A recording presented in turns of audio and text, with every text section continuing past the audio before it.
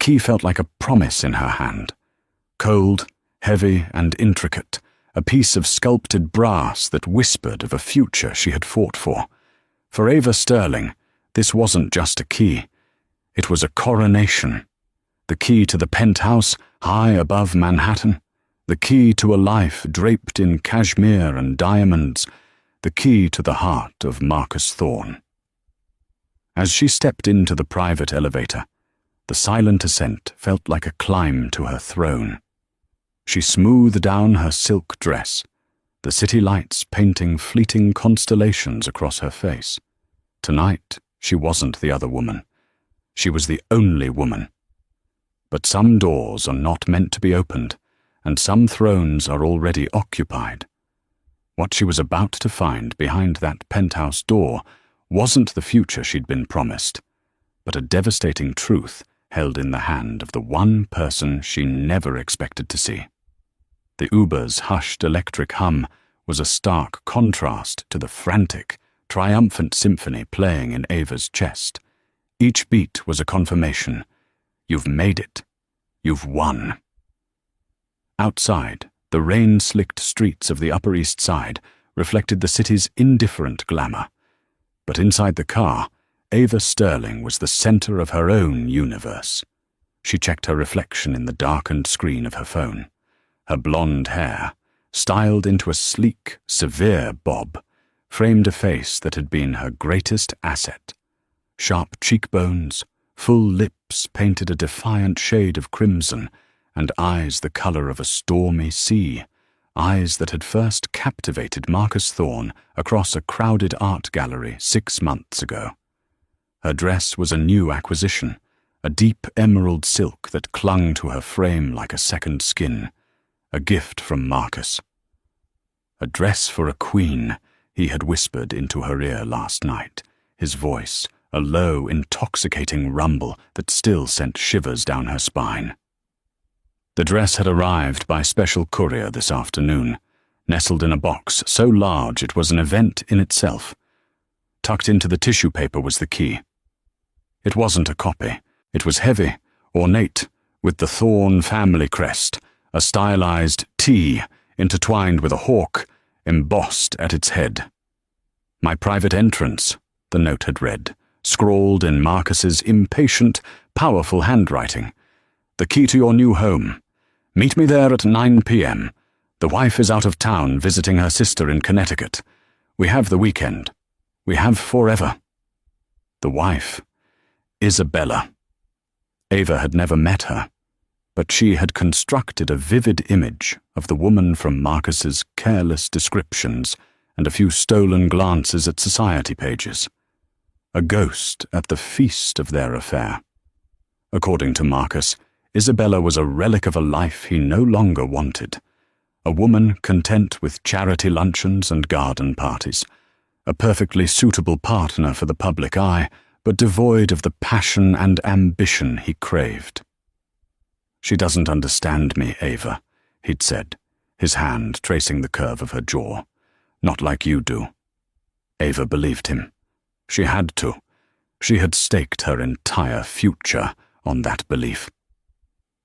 At 26, she was tired of being a highly educated but poorly paid gallery assistant, surrounded by art she could never afford, and people who saw her as little more than decorative staff.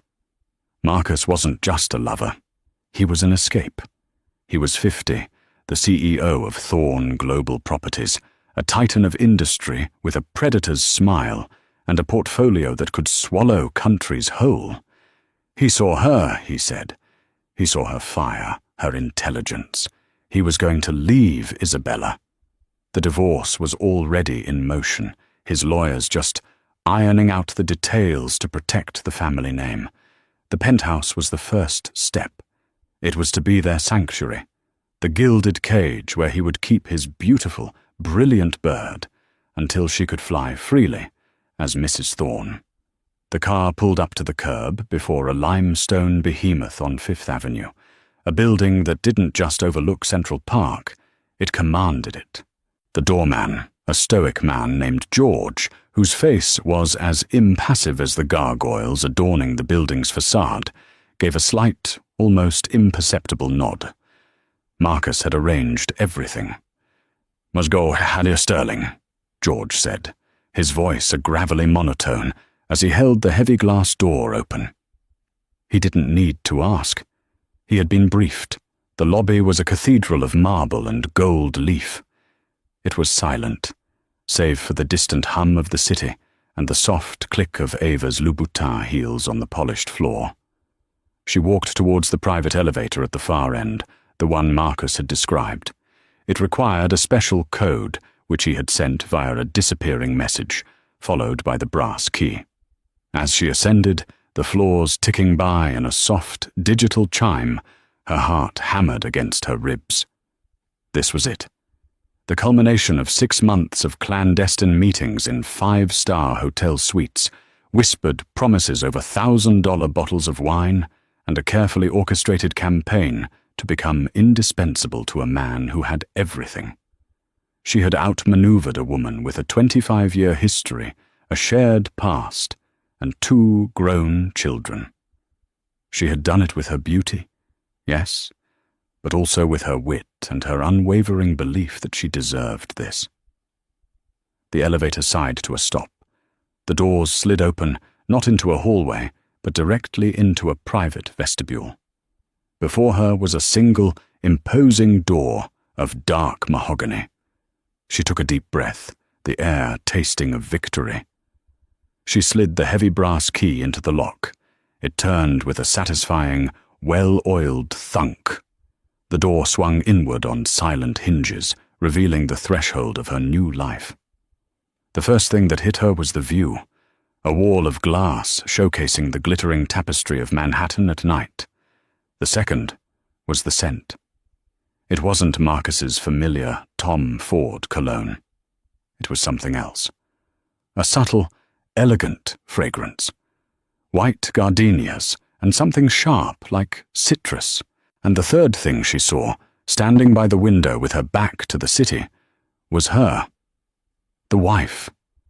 Isabella Thorne. For a long, suspended moment, the world seemed to tilt on its axis. Ava stood frozen in the doorway, the brass key still clutched in her hand, her mind struggling to reconcile the image before her with the narrative she had so carefully constructed.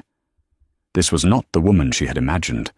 The Isabella of her mind was a fading society matron, draped in pearls and beige cashmere, her face a mask of pleasant but weary indifference.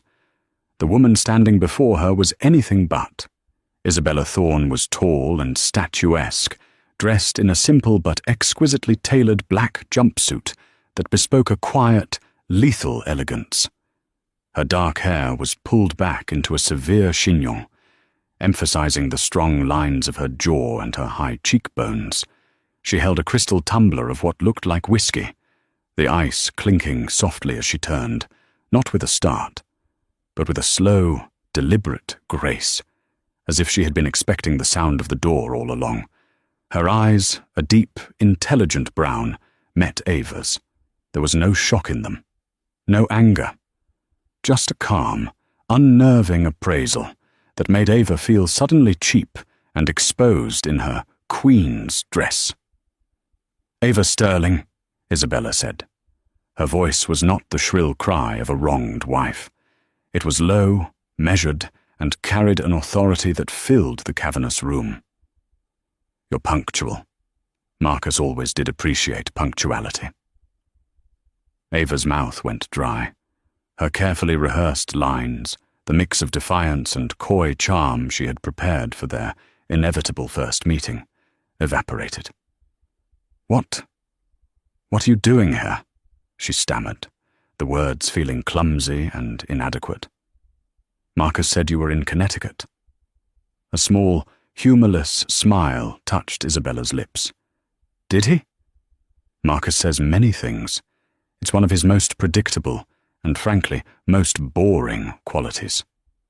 She took a slow sip of her drink, her eyes never leaving Ava's face. "I cancelled my trip. My sister understands. Family emergencies take precedence." Ava's bravado began to return, fueled by a surge of adrenaline. This was a confrontation, then. Fine. She could handle a confrontation. She had won the man. The wife was just a final obstacle to be cleared. She lifted her chin, letting the door swing shut behind her. "I think you're the one who needs to leave," Ava said, her voice shaking only slightly. "Marcus and I need to talk. He's ending things with you. He's probably on his way up right now to tell you." Isabella's smile widened, but it didn't reach her eyes. "Oh, I have no doubt he's on his way. He thinks he's coming here for a weekend of sordid, predictable passion with his latest project." She gestured around the opulent penthouse. "He probably told you this was to be your new home, our love nest." The word "our" hung in the air, a poisonous dart. "It is," Ava insisted, her grip tightening on the key in her hand, holding it up as if it were a talisman. He gave me the key. Isabella's gaze dropped to the brass key. She set her glass down on a marble-topped table with a soft click. "Yes, that key. The guest key. A lovely piece of theatre, isn't it? Solid brass, family crest. It makes a girl feel special." She took a step forward, and from a small hidden pocket in her jumpsuit, she produced a key of her own. It was different. A simple, sleek card of brushed platinum. She held it up, letting it catch the light. "This," Isabella said, her voice dropping to a conspiratorial whisper, "is the master key. It doesn't just open the door. It controls the entire system. The lights, the security, the private elevator. It can grant or deny access to any other key, including the charming little trinket you're holding. I knew the exact moment you entered the building, Ava. I authorized your elevator ride.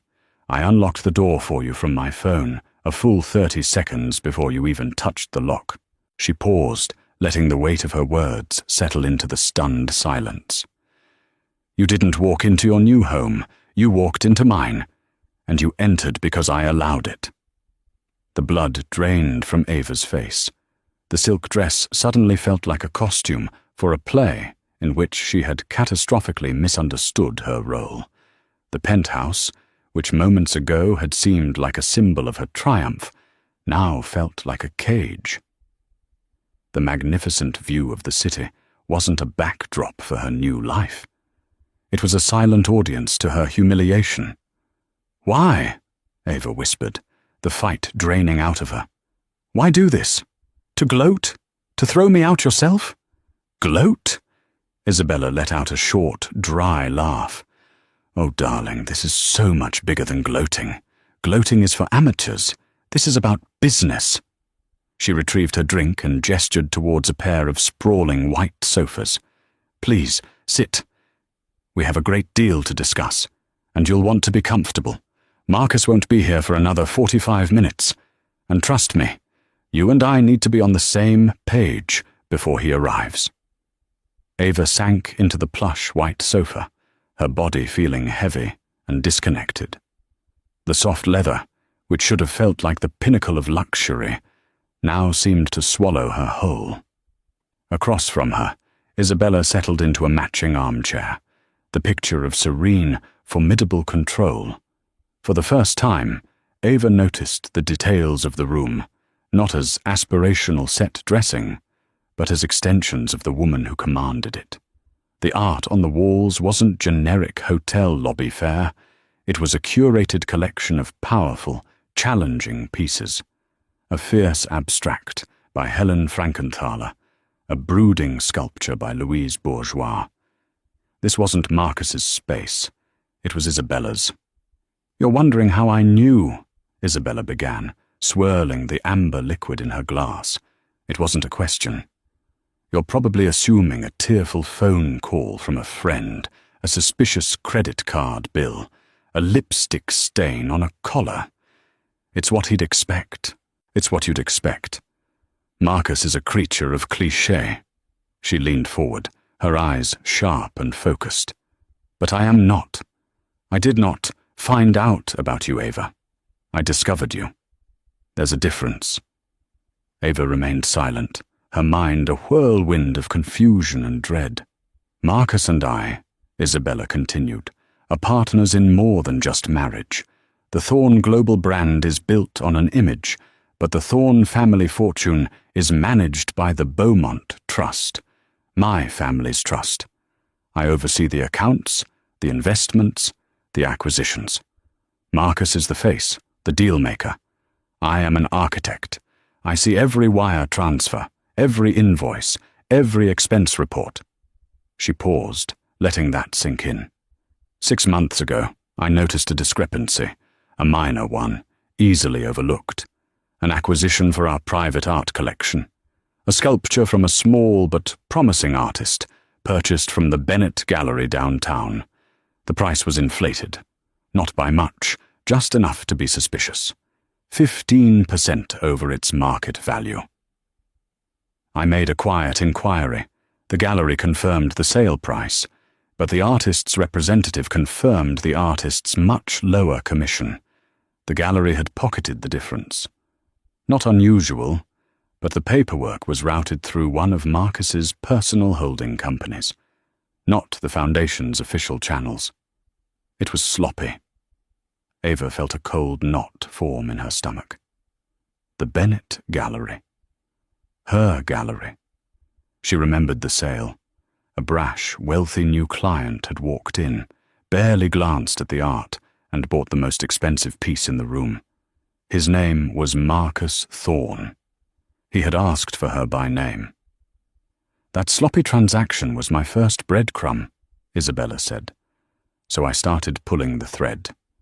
I tasked my forensic accountant, a delightful man named Julian, who finds beauty in spreadsheets, to look into all of Marcus's discretionary accounts. And what he found was a pattern. Isabella's voice was devoid of emotion, like a CEO delivering a quarterly report.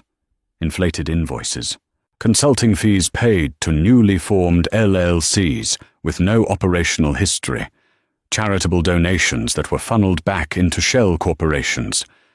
Marcus wasn't just cheating on me, Ava.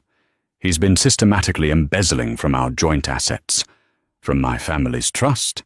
He's been using our money to fund his hobbies. She gestured vaguely at Ava. The implication was clear. Ava wasn't a great love. She was a hobby, an expensive, embezzled hobby. The trips to Paris? Billed as international real estate scouting. The Cartier bracelet he gave you? Logged as corporate gifting. This very dress? Isabella's eyes scanned the emerald silk with cold detachment. Paid for out of an account designated for lobbying and political entertainment. He's been building a separate life, a separate nest egg, on my family's dime. He thinks I'm too busy organizing the annual hospital gala to notice the millions of dollars he's been siphoning off for years. Ava felt a wave of nausea. Every gift, every grand romantic gesture was being recontextualized as a criminal transaction. The narrative of their great love story was dissolving into a sordid tale of white-collar crime. So when I found out he had put a down payment on a yacht and named it the Ava, it wasn't hard to find you, Isabella concluded. A quick social media search, a background check. Ava Sterling. Ambitious, beautiful, working at the very gallery where the embezzlement began. It was all very neat, very tidy, and very, very foolish on his part. Ava finally found her voice, though it was a mere whisper. "So you've known? For how long?" "I've had a comprehensive file on you and Marcus for 4 months, Isabella stated flatly. "I know about the suite you keep at the Carlisle. I know you prefer lilies to roses. I know he promised you he was leaving me, that the divorce was imminent. He uses that line every time. The last one was a yoga instructor named Chloe. Before that, an intern from his London office. You are simply the most expensive." The words struck Ava with the force of a physical blow. Every time. The last one. She wasn't the exception. She was the rule. She was just the latest in a series of interchangeable women, the latest project. The humiliation was so profound it was suffocating. She had believed herself to be a queen, a conqueror. In reality, she was just a line item on a spreadsheet, a pawn in a game she hadn't even known she was playing. Isabella watched the dawning horror on Ava's face without a trace of pity. You see, this was never about saving my marriage. My marriage has been a business arrangement for a decade. This is about protecting my legacy, my children's inheritance, and my future. Marcus made a fatal error. He mistook my silence for ignorance. And now, she leaned back, a predator at ease. It's time to liquidate the asset. The silence in the penthouse stretched, thick and heavy.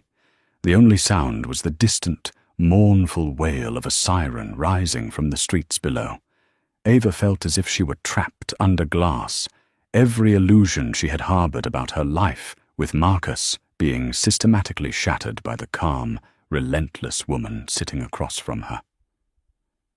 An intern? Ava finally managed to say, the name catching in her throat. Chloe. Chloe got a very generous severance package and a non-disclosure agreement a week before Marcus met you, Isabella said, her tone casual, as if discussing a minor staffing change. He told her he needed to focus on his family. He probably told you he'd been miserable for years, and you were the first person to make him feel alive. Am I close? The words were almost a verbatim quote of what Marcus had told her on their third date, his hand covering hers across a candlelit table.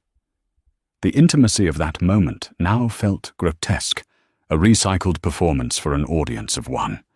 Ava's mind raced, replaying the last 6 months in a new, horrific light.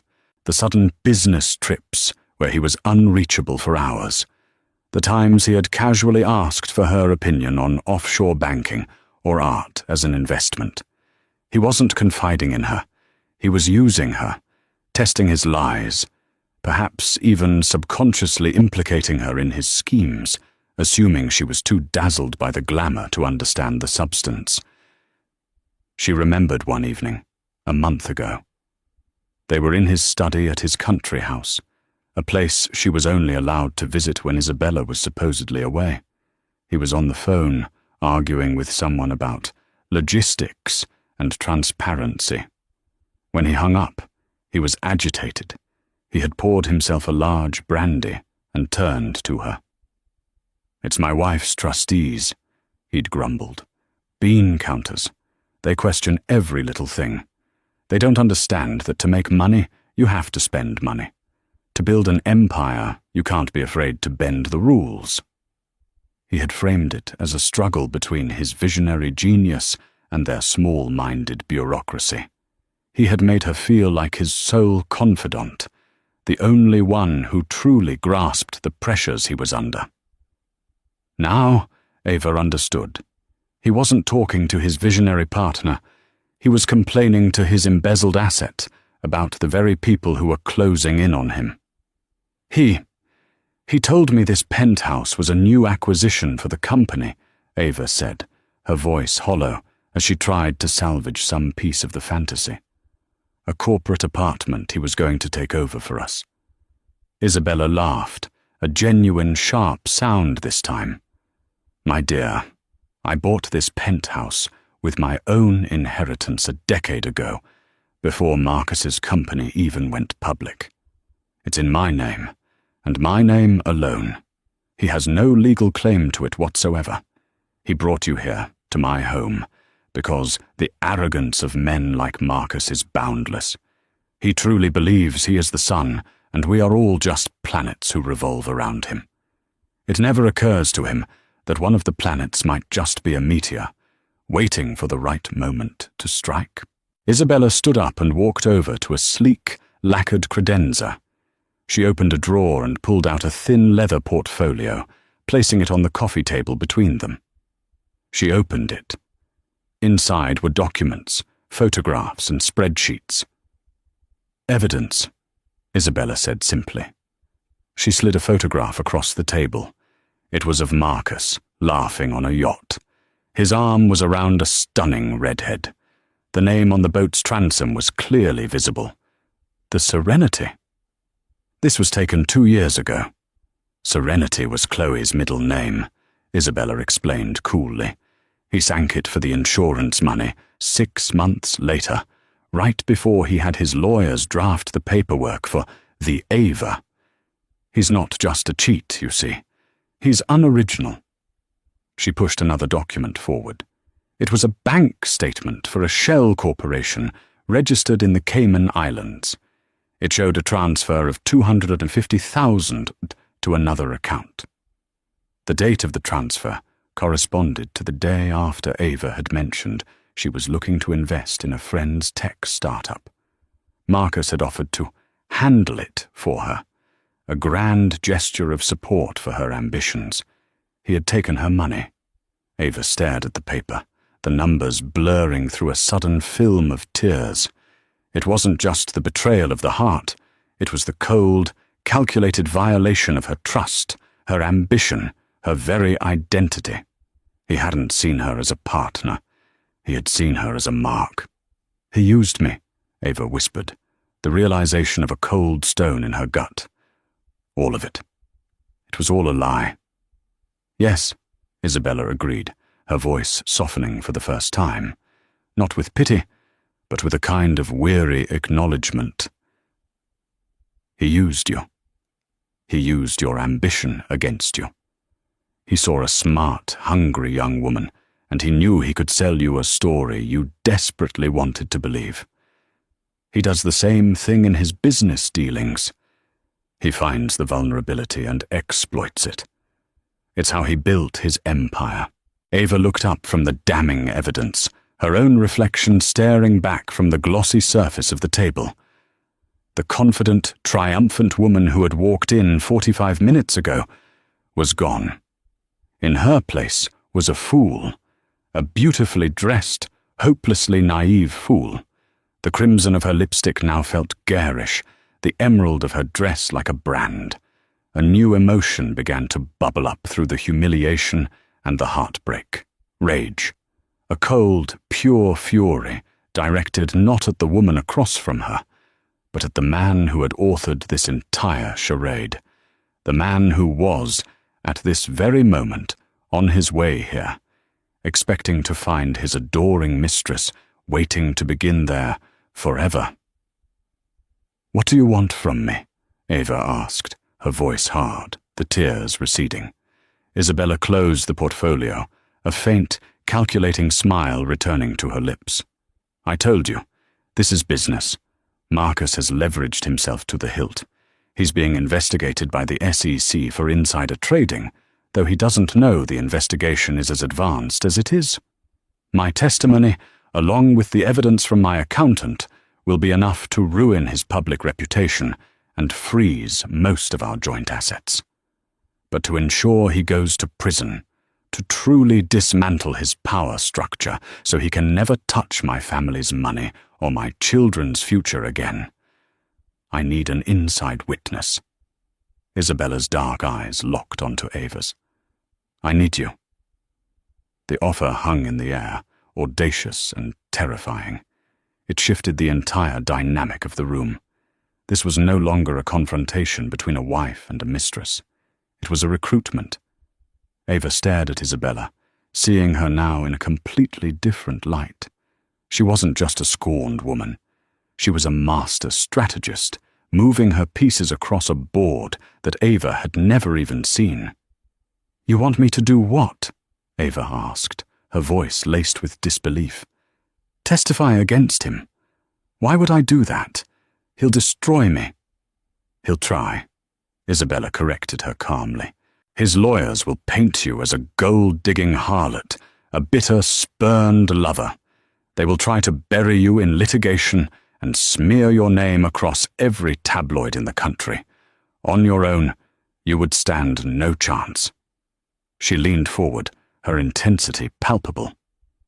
"But you won't be on your own. You will be under the protection of my legal team, the best corporate and criminal defense attorneys in New York. They will grant you full immunity in exchange for your testimony. The money he invested for you? It will be returned, quietly from a private account of mine. The gifts, the apartment he was paying for, the car, you keep them all. Consider it a severance package. Ava was speechless. The sheer scale of Isabella's plan was breathtaking.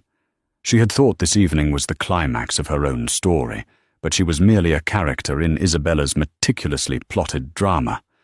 Why me? Ava pressed, a desperate need to understand her role in this Machiavellian play. You have documents, accountants. You said so yourself. Documents show transactions. I need someone to provide the context, Isabella explained, her voice precise and clinical. I need you to testify about the conversations you overheard, the late-night phone calls where he boasted about outsmarting the feds, the time he used your laptop to make a stock trade because he thought it was untraceable. He got careless with you, Ava. He got arrogant. He let you see behind the curtain because he fundamentally does not respect you enough to believe you could ever be a threat. Your testimony will be the human element, the narrative that a jury can understand. You will be the nail in his coffin. The offer was a lifeline and a curse. On one hand, it was a path to escape the wreckage of her life with her dignity, and even her finances, surprisingly intact. On the other, it meant aligning herself with this formidable, intimidating woman and actively participating in the destruction of the man she had, until an hour ago, believed she loved. But did she love him? Or did she love the dream he sold her? The man in the documents, the one who named his yachts after his mistresses and embezzled from his own family, was not the man she thought she knew. He was a stranger, a monster dressed in a bespoke suit. The love, she realized with a sickening clarity, had been for the facade, and the facade was now shattered. What if I say no? Ava asked, testing the boundaries of her new reality. Isabella's expression hardened slightly. If you say no, I will proceed without you. The SEC will still come for him. When they do, every one of his associates will be scrutinized, and you, Ms. Sterling, are a very prominent associate. That investment money he funneled for you? That's called money laundering. The gifts paid for with embezzled funds. That's receiving stolen property. Without my protection, you won't be a witness.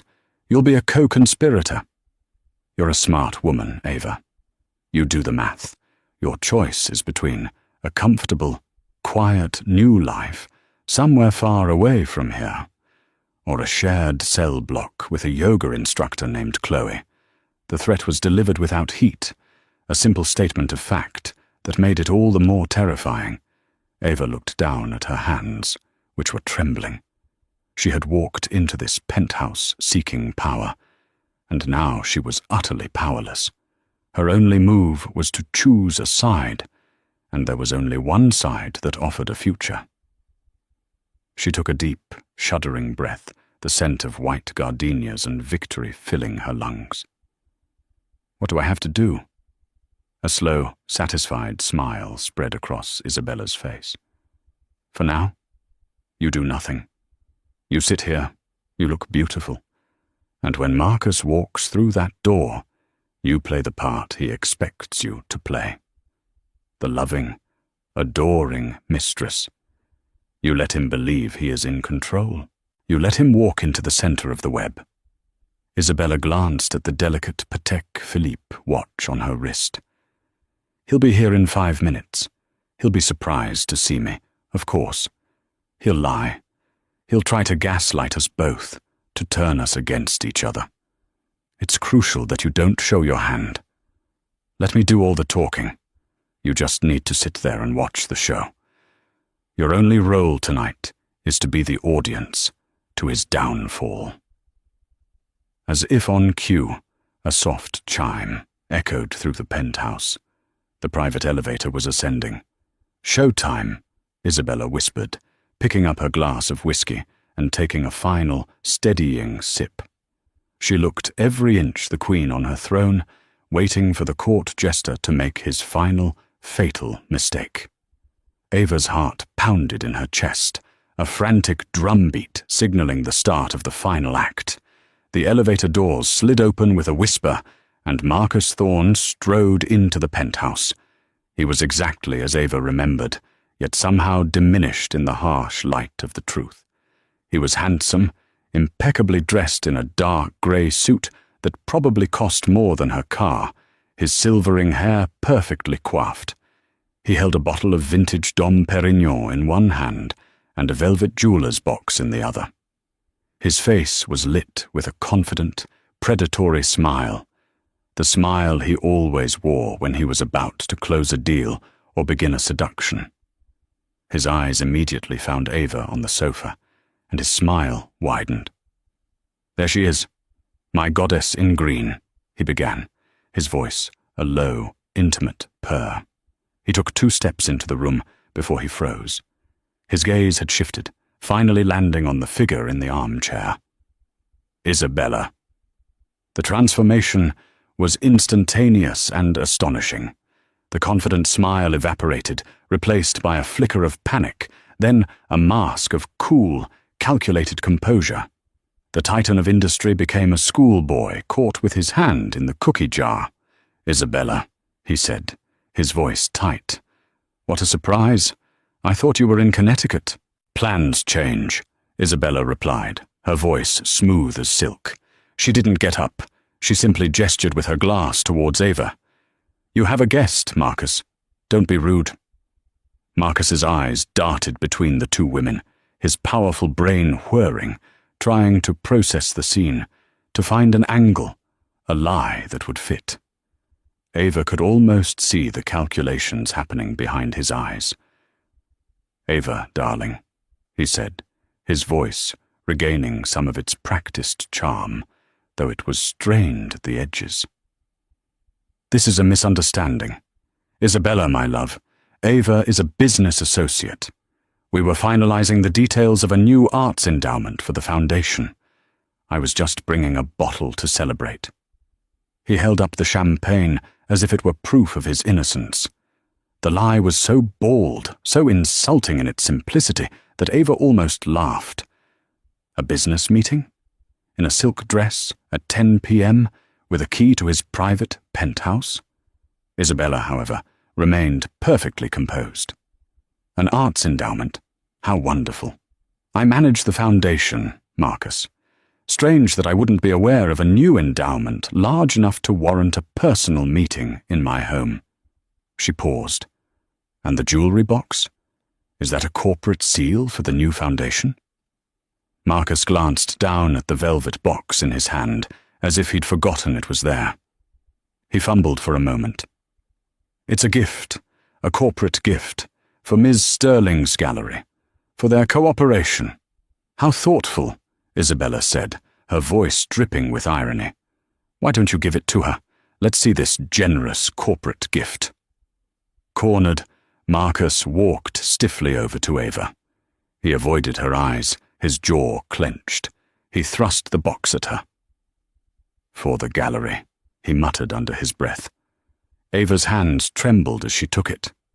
She knew what it would be, a diamond necklace they had admired in a window on Madison Avenue last week, a piece he had promised would be a pre-wedding gift.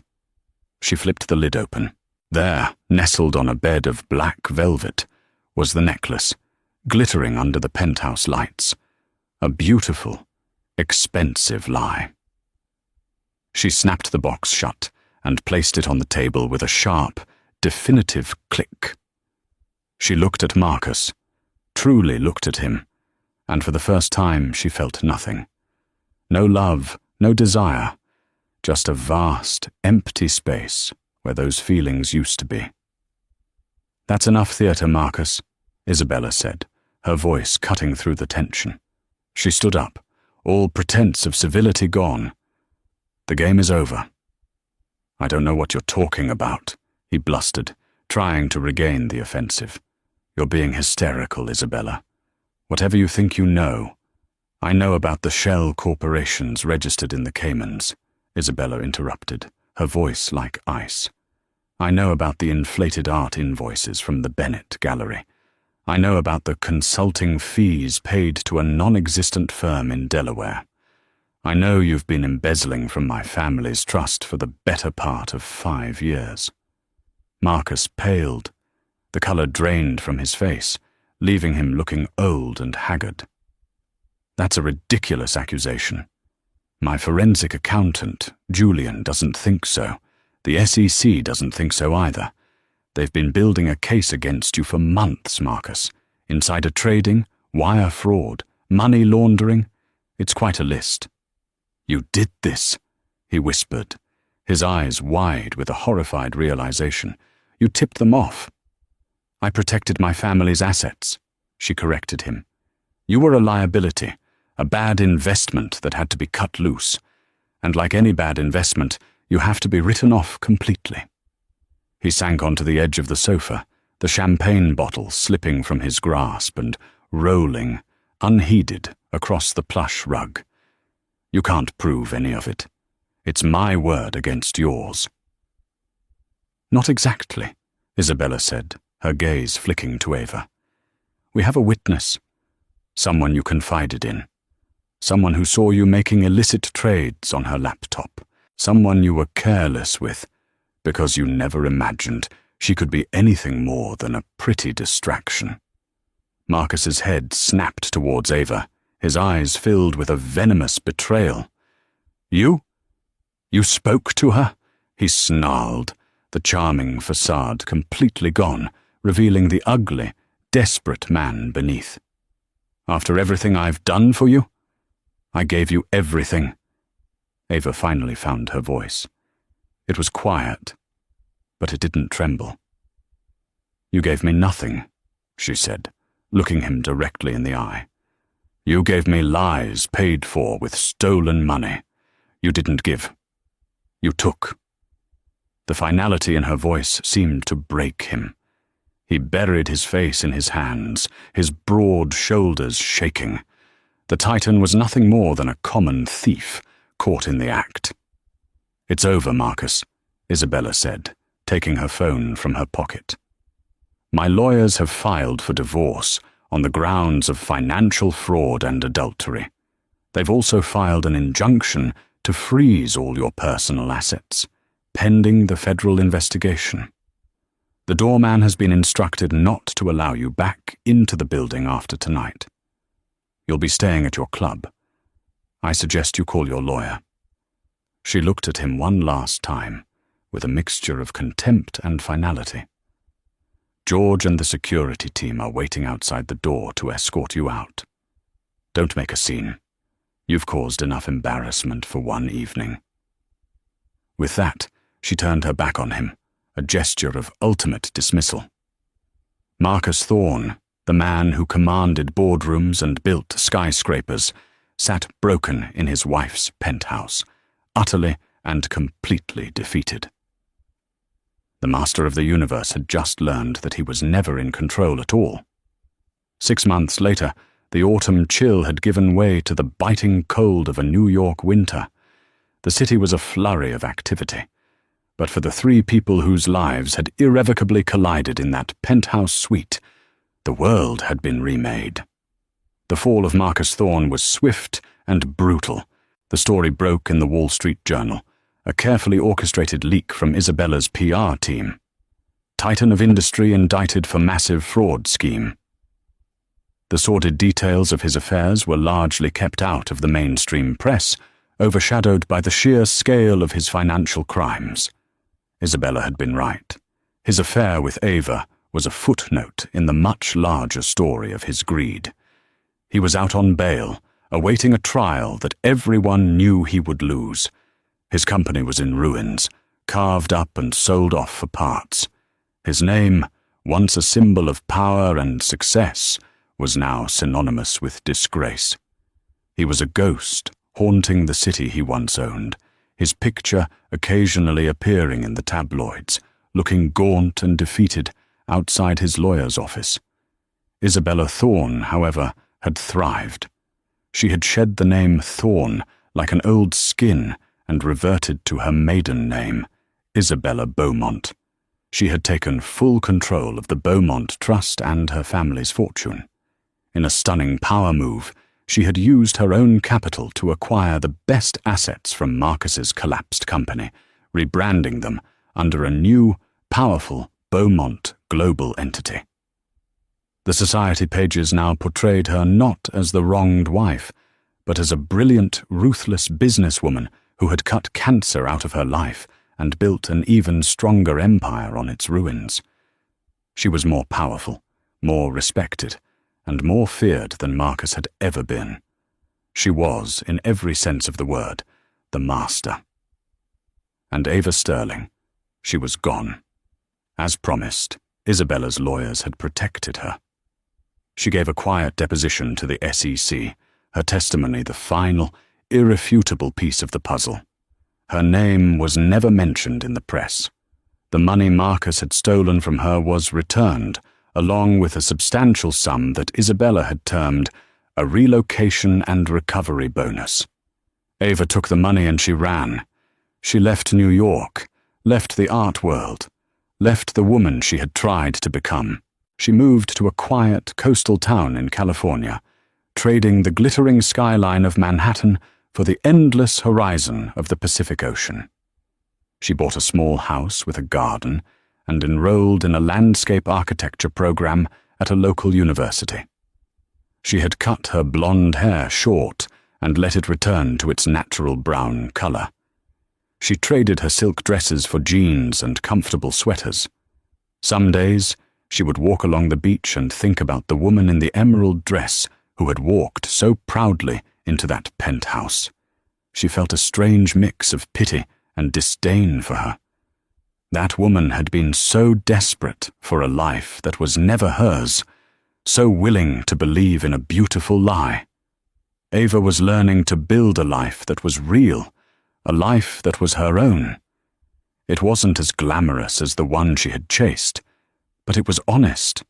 It was hers. She had walked into that penthouse as a mistress, believing she was about to become a queen, only to discover she was a pawn. But in the end, in a strange twist of fate, it was the wronged wife who had given her the greatest gift of all. Not a key to a penthouse, but the key to her own freedom. 2 years can build a new world. For the woman who now called herself Ava Martin, shedding the Sterling name along with the life it represented. The world was one of sun-bleached wood, the scent of salt water and soil, and the quiet satisfaction of coaxing life from the earth. The landscape architecture program in California had been her crucible and her salvation. It was a profession grounded in reality, in seasons and patience, a universe away from the transient, high-stakes glamour of the New York art scene. She was in Miami for a week-long seminar on subtropical urban design. It was a trip funded by her own hard work and a small scholarship, a fact that gave her a quiet, fierce pride. On her last afternoon, she found herself standing before the gleaming glass facade of the Miami Beach Convention Center, the staging ground for Art Basel. For a long moment, she debated turning away. That world was a ghost, a past life that no longer belonged to her, but curiosity and a desire to test the strength of her own peace won out. She bought a ticket and walked inside. The air was the same, that unique blend of recycled, cool, expensive perfume and the faint, dusty smell of canvas and money. It was a cacophony of languages, of air kisses and insincere compliments. 2 years ago, she would have navigated these halls with a hunter's focus, her eyes scanning for potential clients, for powerful people, for a foothold in a world that always felt just out of reach. Today, she felt like an anthropologist observing a foreign tribe. She saw the desperation behind the smiles, the transactional nature of every conversation. She saw the beautiful, hungry young women, so much like she had been, circling the older, powerful men. It didn't fill her with nostalgia. It filled her with a profound, bone-deep relief. She was drifting through a German gallery's exhibit, admiring the stark, brutalist beauty of a concrete sculpture, when a familiar voice cut through the ambient chatter. It wasn't loud, but it carried the same effortless authority she remembered from the Penthouse. Ava froze, her back to the sound. It was coming from a small, roped-off lounge area where a live interview was being conducted for an Art World podcast. And with the Beaumont Foundation's new acquisitions fund, the voice was saying, we're not just investing in art, we're investing in the cultural bedrock of our communities. Slowly, Ava turned. There she was, Isabella Beaumont. She sat in a sleek white armchair, the epitome of grace and power. She wore a tailored white linen suit, her dark hair cut in a chic, shorter style. She looked younger, more vibrant than Ava remembered. The weight of Marcus Thorne's existence had been lifted, and in its place was an aura of absolute command. She was no longer just the wife of a titan. She was the titan. Ava watched for 10 minutes, mesmerized. Isabella spoke with intelligence and passion about her foundation's work, about fostering emerging artists, about the responsibility of wealth. She was charming, formidable, and utterly convincing. As the interview concluded to a smattering of applause, a small entourage of assistants and museum curators immediately swarmed her. Ava felt an invisible wall between them, the same wall that had always been there, only now she could see it clearly. She turned to leave, feeling she had seen enough. She had faced the ghost and felt nothing. It was a victory. As she navigated through the crowd towards the exit, a hand lightly touched her elbow. I had a feeling that it was you. Ava stopped, her heart giving a single, hard jolt. She turned to face Isabella, who had somehow detached from her orbit of admirers and was standing alone, her dark eyes appraising. "Isabella," Ava said, her voice steady. It was the first time she had ever said her name aloud. "You look well," Isabella observed, her gaze taking in Ava's simple cotton dress and sandals, her sun-streaked brown hair and makeup-free face. There was no judgment in her tone, only a detached curiosity. "California suits you. I saw your interview. You're doing incredible work," Ava replied, the words feeling formal and strange on her tongue. "It's what I was always meant to do," Isabella said simply. A flicker of something unreadable passed through her eyes. "Marcus was sentenced last month. 20 years. He'll likely be out at 12 for good behavior." The information was delivered like a weather report. Factual. Distant. "I know," Ava said. "I read about it." They stood in a small pocket of silence amidst the swirling crowd, two women bound by a past that felt like a fever dream. The power dynamic was still there, but it was different. It was no longer wife versus mistress. It was a queen and a survivor, acknowledging a shared, scorched battlefield. "I always meant to tell you something," Isabella said, her voice lowering slightly. "That key you had, the one with the thorn crest, it was a prop, a fake." Ava stared at her, uncomprehending. "A fake? But it opened the door." "It did, because I had already unlocked the door from my system. Marcus had it custom-made by a jeweler. The real guest keys were simple silver fobs. He created that heavy, ornate thing just for you. He loved the theater of it all, the grand gesture. He wanted you to feel like you were being given the key to the kingdom." Isabella's lips twisted into a wry, mirthless smile. He never understood that the kingdom was never his to give away. Of all the betrayals, this small, posthumous detail was somehow the most clarifying. The key, the symbol of her victory, the very object that had propelled her into that penthouse, was a lie. A piece of stagecraft in a play where she was the only one who didn't know her lines. It wasn't just that the promises were false. The very props were counterfeit. The knowledge didn't bring pain. It brought a profound and final sense of release. It severed the last, lingering thread of a story she had once told herself. "Thank you for telling me," Ava said.